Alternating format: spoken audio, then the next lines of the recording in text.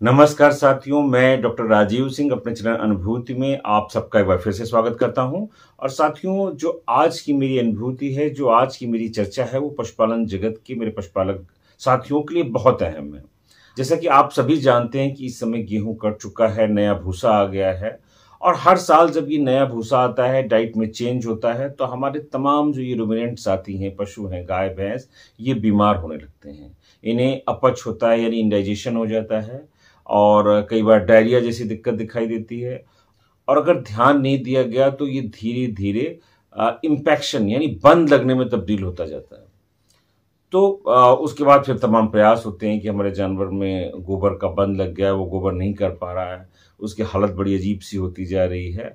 और कई बार अगर लेट हो जाए और सही उपचार ना मिले तो ऐसे पशुओं की मृत्यु भी हो जाती है। तो आज मैं आपको अपने इस वीडियो में ये बताऊंगा कि किस तरह से हम इस समय जो ये इम्पैक्शन यानी बंद लगने के केस होते हैं, उनसे अपने पशुओं को बचा सकते हैं और साथ ही साथ इन अपच और इंडाइजेशन को सही उपचार कैसे करें। तो आइए देखते हैं।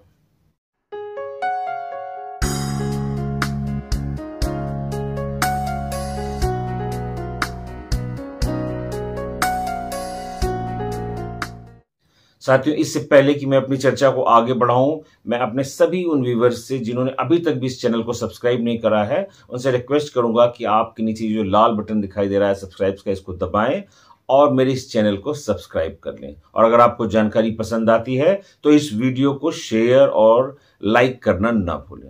तो साथियों, आज हम बात कर रहे हैं नए भूसे के कारण होने वाली अपच इंडाइजेशन, जो बाद में कई बार इम्पैक्शन तक पहुंच जाती है। जैसा मैंने पहले बताया कि जब ये इंडाइजेशन शुरू होता है तो उस समय हमारे ओनर्स कई बार ध्यान नहीं दे पाते, पशुपालक जो होते हैं 2-4 दिन उसको पहचान नहीं पाते। तो इसका आइडेंटिफिकेशन सही समय पर बहुत जरूरी है। तो कैसे पहचानेंगे हम? हमें अपने पशु पर लगातार नजर रखनी है। जो भी पशु अनमना है, ठीक से खा नहीं रहा है, पानी नहीं पी रहा है और खासकर जब उसका गोबर उसका सूखा है, कम आ रहा है और यह पता चले कि उसने किया ही नहीं है, तो आपको इस पर बड़ा विजिलेंट रहना होगा। आपको पता होना चाहिए कि आपके किस पशु का गोबर जो है उसने 24 घंटे से नहीं किया है या बहुत कम कर रहा है या उसको डायरिया सा हो रहा है। इन सारे लक्षणों के साथ साथ पशु में डिहाइड्रेशन के भी सिम्टम्स दिखाई देते हैं। कई बार ऐसा होता है कि उसके नाक से भी डिस्चार्ज आ रहा होता है, जिससे लोग समझते हैं कि उसको शायद ठंड सा कुछ लग गया है या निमोनिया जैसा कुछ हो रहा है। लेकिन ये सारा सब मिलजुल कर जो है इस अपच इंडाइजेशन के ही कारण होता है, जो अंततः इम्पैक्शन तक पहुंचता है। तो आइए इसको बचाने के लिए, इसको उपचार करने के लिए हम क्या कर सकते हैं, आइए जानते हैं। तो अब हम इस बारे में डिस्कस करते हैं कि हम इन समस्याओं को किस तरह से ठीक कर सकते हैं। तो आज मैं आपको 5 ऐसे उपाय बताऊंगा जिसकी वजह से आप इस तरह के इम्पैक्शन को बिल्कुल अच्छे से क्योर कर सकते हैं। तो सबसे पहली बात कि अगर आपके पशु को अपच और इंडाइजेशन की प्राइमरी सिम्टम्स दिखाई दे रहे हैं, वो ठीक से खा नहीं रहा है, उसको माइल्ड सा डायरिया है, ये वो थोड़ा सा पतला आ रहा है, तो बजाय कि हम उसको एंटी डायरियल दें, बजाय कि हम उसको कोई और दवाई दें, हमें अपने पशु को ऐसी दवाई देनी होगी जो मार्केट में भूख की गोली या पाउडर के तौर पे इस्तेमाल किए जाते हैं। उनमें लाइव ईस्ट यानी पेट को ठीक करने वाला, उसके पेट के माइक्रोफ्लोरा को ठीक करने वाली उसमें दवाइयां होती हैं। तो हम ऐसी दवाइयों का चुनाव करेंगे। ये बोलस फॉर्म में भी हो सकती हैं, पाउडर फॉर्म में भी हो सकती हैं। कुछ दवाइयां मैं आपको सामने स्क्रीन पे डिस्प्ले कर रहा हूं, आप लोग देख सकते हैं। तो अगर इस तरह की अपच होती है तो आपको ये देना है शुरुआती स्टेज में, तो बात आगे ही नहीं बढ़ेगी। दूसरी बात कि अगर आपको लग रहा है पशु गोबर करने में उसको दिक्कत है, कम कर रहा है, तो उस समय आपको लैक्सेटिव या परगेटिव देने होंगे। लैक्सेटिव या परगेटिव ऐसी दवाइयां हैं जो आपके पशु के गोबर को सॉफ्ट बनाएंगी, या हम ये कहें कि उसका जो पूरा गट है, जो उसकी इंटेस्टाइन है, उसको चिकना करके जो गोबर है उसको निकालने में मदद करेंगी। लेकिन हमें इस बात पे ये ध्यान रखना है कि हमें अपने पशुओं को ऑस्मोटिक परगेटिव से बचाना है। अब ये ऑस्मोटिक परगेटिव्स क्या होते हैं? ऑस्मोटिक परगेटिव्स ये इस तरह की कैटेगरी होती है जिसमें पशु के शरीर से पानी खींच कर ही डायरिया उत्पन्न किया जाता है।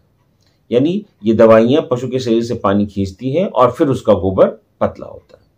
तो ऐसी दवाइयों से हमें बचना है। जैसे मैक्सल्फ है, बड़ा कॉमनली अवेलेबल है और सस्ता है, तो हमें ये नहीं देना है। हमें सबसे बेस्ट इस समय क्या देना है, हमें इस समय लिक्विड पैराफिन बेस्ड दवाइयां देनी है। आजकल कई लिक्विड पैराफिन और मिल्क ऑफ मैग्नीशिया के मिले हुए मिश्रण की दवाइयां आ रही हैं, ये बेटर है।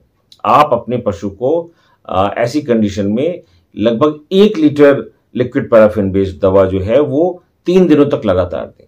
ये नहीं कि आपने 250 ml या 500 ml अपने पशु को दिया और ये उम्मीद करने लगी कि उसका इंफेक्शन अब ठीक हो जाएगा। लगभग 1 लीटर दें और 3 दिनों तक दें। साथ में ये लाइव ईस्ट वाले जो बोलस बताए हैं, पाउडर्स बताए हैं, वो भी दें। तो ये दोनों मिलकर तमाम समस्याओं को सुलझाने में सक्षम है। लेकिन कई बार ऐसा होता है जब केस लेट हो जाता है और आप अपने पशु को ये दवाइयां दे रहे हैं तब भी उसका बंद नहीं खुलता, इंफेक्शन नहीं खुलता, तो आपको याद रखना होगा कि ऐसी पशु का हाइड्रेशन लेवल जो है वो गिर चुका है, आपका पशु डिहाइड्रेटेड है। तो जब तक आप अपने पशु को फ्लूइड नहीं देंगे, बाहर से हम उसको नॉर्मल सलाइन, रिंगर लैक्टेट या 5% डेक्सट्रोज नहीं देंगे, तब तक जो है आपके पशु का बंद खुलना मुश्किल होगा। तो फ्लूइड थेरेपी अपने पशु को दें। अगर हल्का फुल्का है तो ओरल भी आजकल दवाइयां हैं जो मैंने बताया, इलेक्ट्रोलाइट्स ओरल फॉर्म में भी आते हैं, रेंटोज, इंटालाइट, ORT लार्ज, तमाम नाम से मार्केट में अवेलेबल हैं, आप वो भी दे सकते हैं। और फ्लूइड थेरेपी देने का बहुत ज्यादा इसमें रोल है। अब जो सबसे लास्ट में मैं सबसे इंपॉर्टेंट बात आपसे करने जा रहा हूं वो है कि गट की मोटिलिटी बढ़ाने वाली दवाइयों का चुनाव। हमें इस समय ऐसी दवाइयां देनी है जो पशु की गट की, उसकी र्यूमन रेटिकुलम या कहें इंटेस्टाइन की मोटिलिटी बढ़ा सके, जिसकी वजह से जो गोबर रुका हुआ है वो निकल जाए आसानी से। तो ऐसी कौन सी दवाइयां हैं, मैं 2 दवाइयों का जिक्र करना चाहूंगा। सबसे पहली दवा है जो बहुत इंपॉर्टेंट है वो है मेटोक्लोप्रोमाइड साल्ट। ये पेरीनार्म के नाम से मार्केट में अवेलेबल है और आप अपने एडल्ट पशु को 100 से 150 mg ये दे सकते हैं।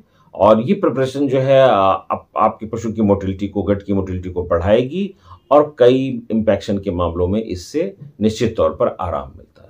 और दूसरी दवा क्या है? दूसरी दवाई मैक्रोलाइड एंटीबायोटिक्स ग्रुप्स का एक एंटीबायोटिक है, एजिथ्रोमाइसिन। आपने जिसका नाम जरूर सुना होगा। एजिथ्रोमाइसिन कोविड काल में हम सभी ने कभी ना कभी यूज की है। वही एजिथ्रोमाइसिन आपको 1 मिलीग्राम प्रति किलो वजन के हिसाब से अपने पशु को देनी है। यानी आप 500 मिलीग्राम की IV प्रिपरेशन लेंगे और अपने पशु को IV देंगे। तो इससे जो है आपके पशु के इंटेस्टाइन की मोटिलिटी, उसकी गट की मोटिलिटी बढ़ेगी और ये एजिथ्रोमाइसिन और दवाइयों से इस मामले में कहीं बेहतर है।